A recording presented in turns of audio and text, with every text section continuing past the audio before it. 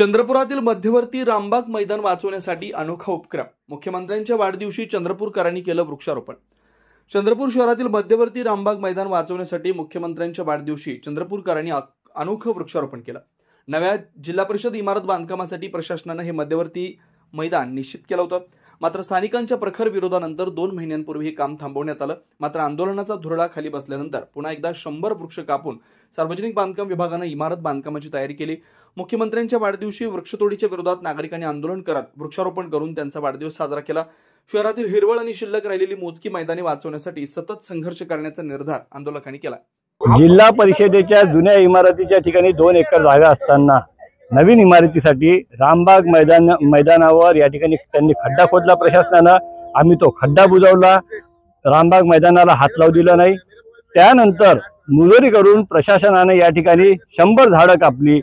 आम्ही पुन्हा काल काम बंद पाडलं आणि या ठिकाणी 100 वृक्षांचं रोपण केलेलं आहे। कापलेल्या ठिकाणी आम्ही या ठिकाणी चांगल्या ठिकाणची हिरवळ नष्ट होऊ देणार नाही, हा आमचा प्रशासनाला इशारा आहे। इथून या ठिकाणावरून जिल्हा परिषदच्या नवीन इमारतीचं बांधकाम स्थलांतरित करावं अशी रामबाग मैदान बचाव संघर्ष समितीची भूमिका आहे। सोबतच या रामबाग मैदानाला आरक्षित करावं, जनतेसाठी शेकडो वर्षासाठी सुरक्षित करावं ही चंद्रपूरकरांची मागणी आहे।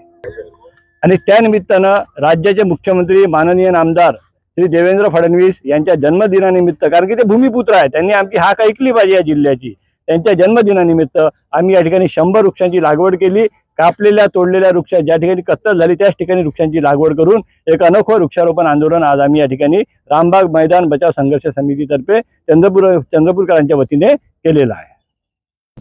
आज यहाँ पर राम बगीचे का काम वृक्षारोपण का हम लोग लिया है। यहाँ पर पिछले 2 महीने पहले प्रशासन ने जिला परिषद की बिल्डिंग के लिए यहाँ पर कम से कम 100 बाय 100 का गड्ढा किया था।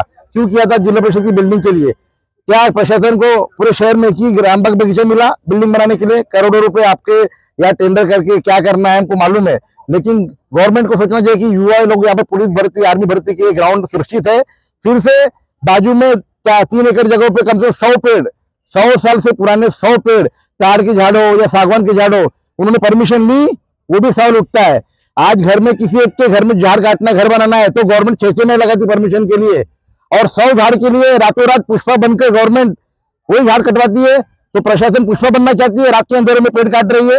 आज हम लोग माननीय नामदार देवेंद्र फडणवीस जी साहब, उनका आज मुख्यमंत्री साहब का जन्मदिन है, उनके उपलक्ष्य में हमने 100 झाड़ लगाकर प्रशासन को यहाँ पर वृक्षारोपण करके आंदोलन सरकार के खिलाफ हमने दिखाया है।